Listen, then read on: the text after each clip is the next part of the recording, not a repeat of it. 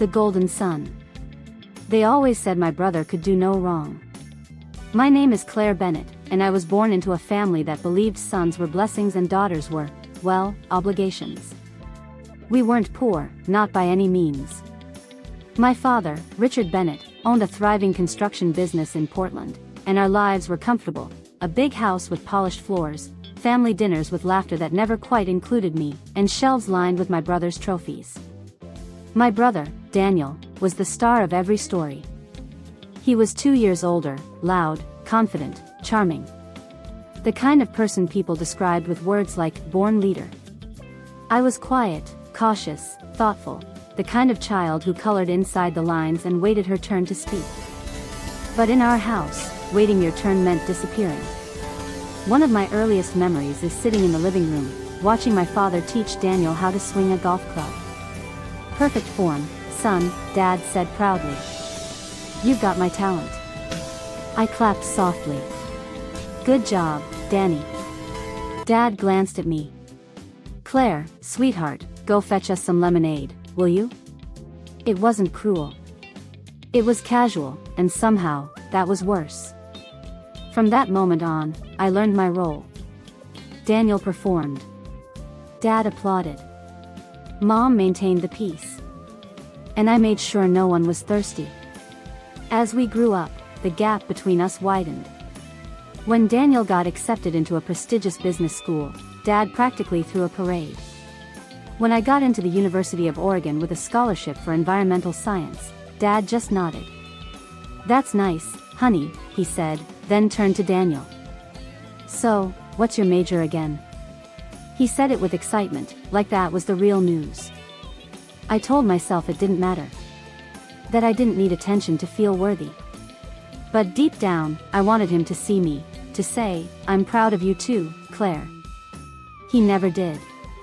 After graduation, Daniel joined Dad's company as a junior executive. I took a job at a small nonprofit focused on renewable energy, modest pay, long hours, but work that filled me with purpose. At family dinners, Dad would beam at Daniel's stories about contracts, clients, and profits.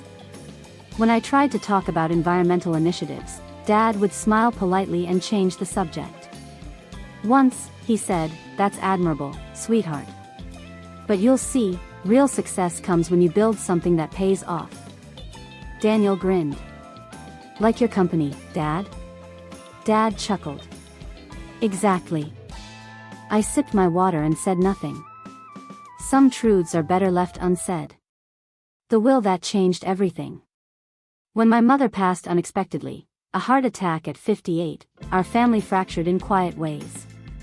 She had been the bridge between my father's pride and my quiet persistence. Without her, the distance became visible, measurable. After the funeral, Dad called us into his study. He was formal, his voice steady but heavy with the weight of business. I've made some adjustments to my estate plan, he began. It's time to be transparent. Daniel leaned back in his chair, confident. I just nodded, uneasy. Dad continued, when the time comes, the family house and business will go to Daniel. He's shown dedication and leadership. The remaining liquid assets will be divided, though Daniel will have control over the primary investments. My chest tightened. Wait, what about me? He cleared his throat. You'll have a trust. Modest, but secure. You've chosen a path of service, not wealth, Claire. You won't need as much. For a second, I thought I'd misheard. Then I saw the satisfaction on Daniel's face, and I knew I hadn't. Dad, I said quietly, Mom wanted things to be fair. He sighed. Fair isn't always equal. Daniel smiled, clapping me lightly on the shoulder. It's okay, Claire. I'll take care of you if you ever need anything. The way he said it, if you ever need anything, made my stomach twist. I stood, numb, and walked out without another word. That night, I sat in my apartment, staring at my mother's photograph. She had always told me, you have a different kind of strength, Claire. The world may not see it right away, but one day, it will. I didn't know if she was right. But as I sat there, anger burning beneath my ribs, I promised myself something. I would never, ever need to ask my brother for help. Before I go deeper into how that promise changed everything, please take a second to subscribe to the channel if you're listening to this story. Because sometimes, life's biggest betrayals become the start of the most unexpected victories. And I want you to remember, no one gets to decide your worth but you. The decision. The next morning, I submitted my resignation at the nonprofit. I didn't have a plan, just determination. I knew one thing for sure. If my father believed success was measured in numbers, then I would learn to count too, but on my own terms. I started with the small savings I had, about $8,000. It wasn't much, but it was mine. I enrolled in evening business courses and devoured every book on sustainable entrepreneurship I could find. I learned how to read balance sheets, analyze markets, and pitch investors. During the day, I freelanced as a sustainability consultant for local businesses. At night, I built something of my own, a startup idea that combined renewable energy consulting with green infrastructure design. It was slow, painful, and full of rejection. Investors told me it was too idealistic. Banks turned me down. Even friends hinted I was being unrealistic. But I kept going. Because every no echoed my father's voice, and I refused to let that be the last word. 2 years later, I landed my first major contract, a small city council project to redesign their public parks with solar-powered lighting and water systems. It wasn't glamorous, but it was a start. I hired a team of 2, both women who, like me, were underestimated and underpaid. We worked out of a rented co-working space, fueled by coffee, hope, and the kind of stubbornness that only comes from being told you can't. By the end of that first year, we doubled our contracts. By the 3rd year, we were profitable. By the 5th year, we had clients across 4 states. And the company name that once sounded small and fragile, Greenrise Solutions, had become a recognized name in sustainable development. The news that changed everything. One morning, I opened my inbox to find a message I never expected. Subject: Proposal for Collaboration, Bennett Construction Group. It was my father's company. The one that had written me off. The one my brother now ran. I stared at the email, half laughing, half in disbelief. The message was formal, almost impersonal. They wanted to collaborate on a government-funded eco-housing project, and needed an environmental partner. They needed me. The power shift. I must have reread that email a dozen times. It was surreal, seeing my father's company logo in my inbox. The same company that once symbolized everything I'd been excluded from. My pulse quickened. Not from fear, but from something sharper. Vindication. They hadn't reached out because of sentiment. They needed my expertise. Still, I hesitated before replying. A younger version of me would have jumped to prove herself. But this version, the one who built a business from nothing, knew her worth wasn't in being chosen, but in choosing wisely. So instead of excitement, I felt curiosity. What had changed so much that Bennett Construction now needed Greenrise Solutions? I drafted a short, measured response. Dear Mr. Bennett, thank you for reaching out. Greenrise Solutions would be open to discussing a potential partnership. Let's schedule a meeting to review details. Claire Bennett. I paused before hitting send. Then, deliberately, I deleted Dad and replaced it with Mr. Bennett. For the first time, I wasn't writing as his daughter. I was writing as his equal. The meeting. The following Monday, I walked into the Bennett Construction office, a place I hadn't visited in nearly a decade. The air smelled the same: polished wood, printer ink, expensive cologne. Only now, instead of feeling small, I felt composed. I was wearing a crisp navy suit, my company's portfolio tucked under my arm. My heels clicked against the marble floor. The same floor where I'd once trailed behind my father as a child, invisible in the shadow of his pride. The receptionist greeted me politely. Good morning, Ms. Bennett. They're expecting you. Ms. Bennett. It felt good hearing it said with respect. When I entered the boardroom, both my father and Daniel stood to greet me. For a second, time folded in on itself. Same people, different story. Dad looked older, his hair fully gray now, his posture still proud but slower.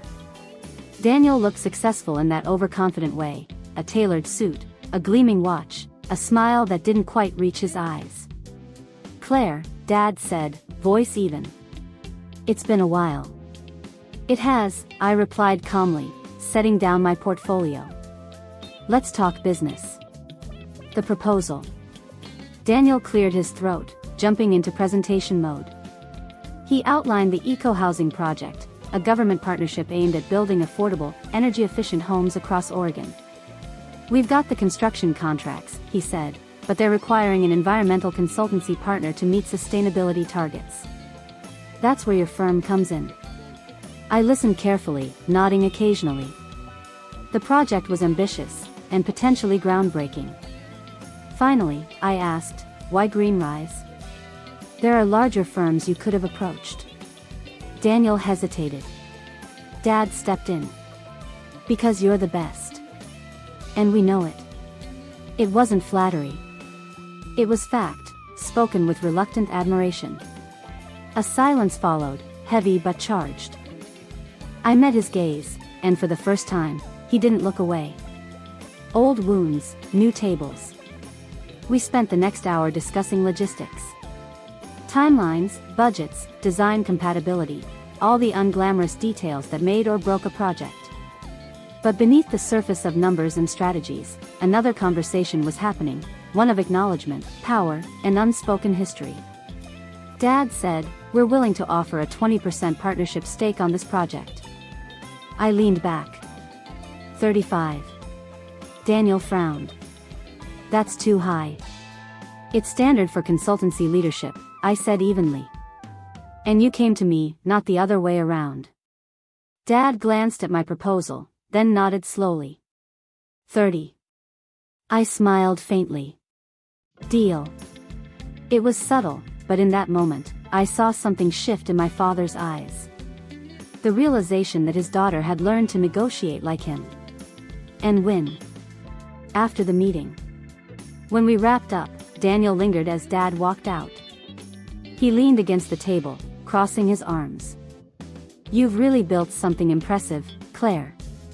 I turned to him. I had to. He looked uncomfortable. "I didn't mean." "I know what you meant," I interrupted gently. "And it's okay. I'm not angry anymore." He exhaled, relief flickering in his expression. "I didn't expect you to actually make it on your own." I smiled, not bitterly, just knowingly. "That's the problem, Daniel. None of you did." He didn't respond, but he didn't need to. The silence between us said it all. The partnership. Working with my father's company was complicated. Professionally, it was smooth, both teams respected each other, and the project quickly gained attention for its innovation. Personally, though, the old patterns tugged at the edges. Dad occasionally tried to advise me on my own processes. Daniel sometimes took credit in meetings for ideas my team had contributed. But the difference now was, I didn't shrink. When Dad interrupted me once mid-presentation, I smiled and said, "Dad, excuse me, Mr. Bennett, if I could finish my point." The room went silent. And then, slowly, Dad nodded. "Of course." After that day, he never interrupted me again. Recognition. As months passed, the project became a success story. Government agencies praised it as a model for sustainable development. Media outlets ran features titled, "How a Green Startup is Redefining Modern Construction." Interviews, articles, invitations. Suddenly, everyone wanted to know about Greenrise solutions. One evening, at the project's ribbon-cutting ceremony, a reporter asked me, "What inspired you to start this company?" I looked out at the cameras, my father and brother standing just a few steps behind me, and said simply, "I built what I needed when no one else would give it to me." The crowd clapped, but I wasn't performing for them. I was speaking to every version of myself that had ever been told to stay quiet. The dinner. A week later, my father invited me to dinner. Just him and me, something that had never happened before. We met at a quiet restaurant overlooking the river. The waiter poured wine, the candles flickered, and for once, there was no boardroom between us. After some small talk, he finally said, "I owe you an apology." I looked up, surprised. He wasn't the type to say things like that. "I underestimated you," he continued. "I thought you'd chosen an easy life, a safe one. I was wrong." I stayed silent, letting him finish. "You've built something real. Something meaningful. And I want you to know. I'm proud of you, Claire." It was strange hearing it, not triumphant, not emotional, just real. I smiled softly. "Thank you, Dad." He nodded, eyes glistening slightly. "You remind me of your mother. She'd be proud too." For the first time, I believed him. A subtle victory. Later that night, I walked along the river outside the restaurant. The city lights shimmered against the water. And I thought about everything that had brought me here. The quiet years, the disappointment, the anger that had fueled me until it became purpose. I realized then that success wasn't about proving anyone wrong. It was about proving myself right. And forgiveness wasn't a gift for them. It was freedom for me. Before we move to the next chapter, take a moment to subscribe to the channel. Because what happens next, when the power finally balances, and Claire must decide between pride and peace, is the part that will touch your heart the most. What money can't buy. Success has a strange silence to it. After the applause fades, after the articles stop trending, what remains is the quiet.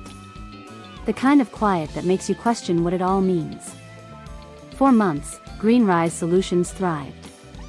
We had new contracts, new hires, new investors knocking on the door. But with growth came choices, some small, others defining. And the hardest one came disguised as another opportunity. The offer. One crisp autumn morning, I walked into our downtown office to find an email waiting, marked urgent. It was from Daniel. "Claire, I've got an idea for the next big step. Let's partner again, bigger this time. Government wants to expand eco-housing to urban redevelopment projects. We can bid together. Bennett Construction handles builds, Greenrise handles sustainability. This could be huge." It was tempting. The last project had put both our companies on the map. But something in my gut twisted. I'd learned to trust that feeling. We met 2 days later at his office. Daniel was all charm and confidence, pacing as he talked. "This is it, Claire. Millions in federal funding. Prestige. Media coverage. Legacy." "Legacy?" I repeated. "Yeah," he said, leaning forward. "Dad's ready to retire. He wants me to take over everything, but if we do this, it's our legacy, not just his." The way he said "our" sounded inclusive, but I'd known Daniel too long to mistake his tone. He meant his legacy with me beneath it. So I asked, "What's the catch?" He smiled. "You handle the sustainability permits." Quietly. "There are a few shortcuts we can take. You know, paperwork delays, zoning exemptions, the usual." I froze. "Daniel, that's not what we do." "Claire, listen. No one's getting hurt. We'll make it up later." "No," I said flatly. "That's not who I am." He rolled his eyes. "You're too idealistic. This is business. And this," I said, standing, "is integrity." I walked out before he could reply. The fallout. 2 days later, I got a call from my father. "Claire," he said quietly, "Daniel told me you refused the partnership." "I did," I replied. "He wanted me to falsify compliance reports." There was silence on the line. Then, he told me it wasn't like that. "Dad," I said softly, you taught him that winning matters more than doing what's right. Maybe it's time he learned the opposite. He sighed, that deep, world-weary sigh I remembered from childhood. I can't lose this contract, he muttered. The company's in debt. If we don't land it, we'll have to sell assets, maybe even the house. It hit me like a cold wave. The same house where I'd grown up invisible. The same one he'd promised Daniel. Dad, I whispered. He continued, voice cracking slightly, I built this company for both of you. I didn't mean to divide things the way I did. But I can't lose it now. There was pain in his voice, and for the first time, I heard fear instead of pride. That night, I sat in my office long after everyone had gone home. City lights shimmered beyond the glass.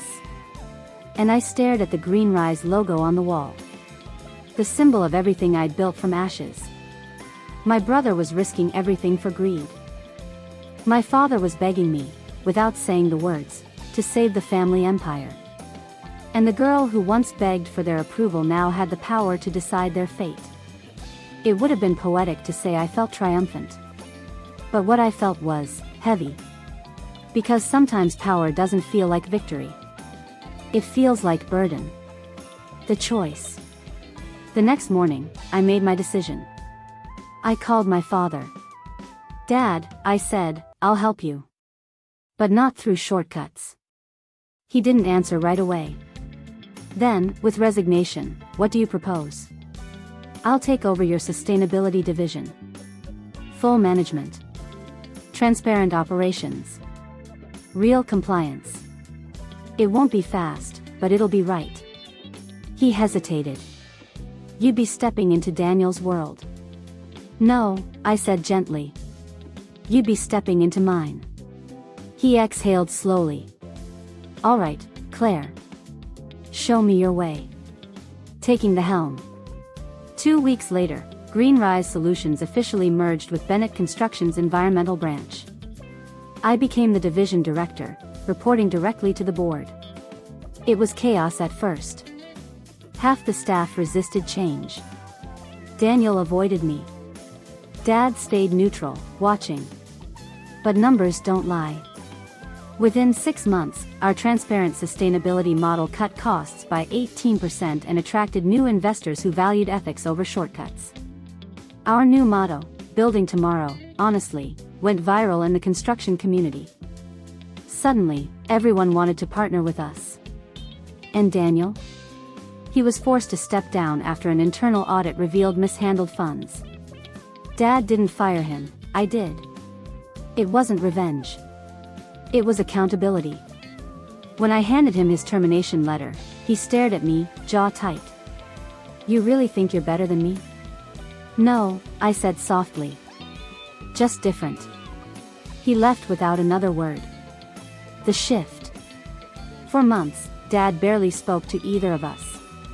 But one evening, he appeared at my office door, unannounced. He looked tired, older than I remembered. Claire, he said quietly, Daniel's moving out of state. Says he needs a fresh start. I nodded. That might be good for him. He lingered, looking around my office, the same one that had once been his. You've built something incredible here, he said. I can't ignore that anymore. He paused, his voice softening. I wish I'd seen it sooner. I smiled faintly. You did what you thought was right. No, he said, shaking his head. I did what was easy. You did what was right. For a man like him, that was the closest thing to an apology I would ever get. The turning point. A few months later, something happened that I'll never forget. Dad called me to his home, the same one I thought I'd lost my claim to. When I arrived, I found him sitting at the dining table with a folder. He slid it across to me. These are the transfer papers, he said. The house is now in your name. I stared at him, speechless. Dad, you don't have to. I do, he interrupted gently. This was your mother's wish. She said one day, you'd build something of your own, and when you did, I'd know who deserved this home. Tears blurred my vision. He smiled, faintly. I think she was right. I reached across the table and took his hand. For the first time in my life, it didn't feel like I was seeking his approval. It felt like we finally understood each other. Before we move into the final act of this story, where Claire's success brings her full circle and she learns what real fortune truly means, take a moment to subscribe if you haven't already. Because this last chapter isn't about revenge or victory. It's about healing, and how peace sometimes comes in the quietest of ways. A legacy rewritten. They say time heals everything. But what they don't tell you is that healing doesn't always come with fanfare. Sometimes it arrives quietly, like sunlight through curtains after a long storm. That's how life felt a year after I signed those transfer papers. The house that once symbolized inequality now stood as a testament to renewal. I renovated it, not extravagantly, but lovingly. Every wall, every piece of furniture, felt like reclaiming something I'd lost long ago, belonging. And for the first time, my father began to visit, not as the patriarch of the Bennett family, but as a man simply trying to reconnect with his daughter. The visit. One Saturday morning, I found him standing in the garden, pruning the rose bushes Mom used to adore. He smiled faintly when he saw me. I can't believe you kept her garden. I didn't just keep it, I said softly. I revived it. He nodded, eyes glistening. She'd be proud. We spent hours there, talking about everything and nothing. He told me stories I'd never heard before. How he'd struggled in his 20s. How he'd nearly lost the company twice. How he thought showing love meant showing strength. I didn't know how to be gentle, he admitted quietly. I thought pushing you hard would make you stronger. It did, I said. Just, not the way you meant. He looked down at the soil, his voice breaking. I'm sorry, Claire. It wasn't dramatic. It wasn't cinematic. It was simply real. And it was enough. The retirement. 2 months later, he officially retired from Bennett Construction. Daniel hadn't returned since leaving for Arizona, and most of the board wanted me to take over completely. But I didn't. Instead, I merged both companies permanently under a new name. Bennett and Greenrise Group. Dad became a part-time advisor, mentoring our new recruits. At first, he resisted the idea. Working for my daughter, he'd scoffed. That's unconventional. I grinned. You could say it's poetic justice. He laughed, a deep, genuine sound I hadn't heard in years. All right then, boss, he said. Where do I start? That became our rhythm. Every Monday morning, he'd stroll into the office with 2 coffees, black for him, oat latte for me. He'd sit in the corner of my office, reviewing reports, occasionally offering advice I didn't always need but always appreciated. It was strange how natural it felt. As if this had been our destiny all along. Not as adversaries in love and ambition, but as equals learning how to build together. The award. A year later, the National Sustainability Forum selected Bennett and Greenrise Group for its annual Innovation in Construction Award. The ceremony was held in Washington, D.C. I invited Dad to join me on stage. When the host called our names, the applause felt endless. As I stepped to the podium, I glanced at my father. He looked at me with quiet pride. No competition, no control, just love. I began my speech. When I started this journey, I thought success was about proving people wrong. I thought it meant earning respect through numbers and results. But what I've learned is that real success isn't about who applauds you, it's about who grows with you. I turned to Dad. This company stands because of the lessons I learned, even the hard ones. It's not about revenge. It's about resilience. It's not about inheritance. It's about integrity. He blinked back tears. The audience stood. And in that moment, everything came full circle. A new beginning. Back in Portland, things found their rhythm again. Dad worked part-time and spent his weekends fishing or gardening. Sometimes we'd share dinner on the patio, watching the sunset. One evening, he said something I'll never forget. "You know, Claire, when I gave Daniel the inheritance, I thought I was rewarding the child who would carry my legacy.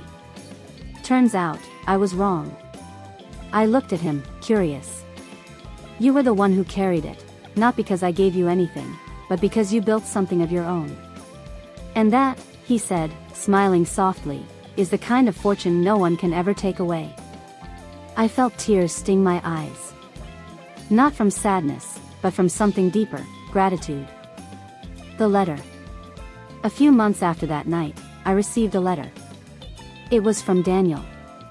He wrote from Arizona, where he had started a small construction firm of his own, legitimate, transparent, humble. He admitted his mistakes, apologized for the way he'd treated me, and ended the letter with, "You taught me that starting over doesn't mean starting from nothing. It means starting from experience." I cried when I finished reading it. Not because I missed him, but because I finally forgave him. The full circle. One morning, a year later, Dad retired completely. He came into my office carrying a box of old photos and papers. "This is it," he said. "Time to hand it all over, for real." I smiled. "You already did." He chuckled, setting the box on my desk. "Promise me something, Claire." "What's that?" "Don't stop leading with your heart." "I tried leading with my pride, and it cost me years with you. Don't make the same mistake." I reached across and hugged him. For the first time in my life, I felt no walls between us. Just love. The ending hook. Years later, when people ask about my fortune, I tell them this. Yes, I built a company. Yes, I became wealthy. But the real fortune isn't in the money, it's in the peace of knowing I became everything I was told I couldn't be. My father once gave my inheritance to my brother. But life gave me something far greater. The strength to create my own. And now, when he walks through my office door every morning, coffee in hand, he grins and says, "So, boss, what's next?" And I laugh, because after everything, the answer is simple. What's next is peace. If you've ever been overlooked, underestimated, or told you'll never make it, remember this. Sometimes the rejection you think is breaking you is actually redirecting you. Hit subscribe for more true stories like this, stories that remind us that family, forgiveness, and self-worth are the greatest victories of all. My name is Claire Bennett, and this was my story. My father gave my inheritance to my brother, so I made my own fortune.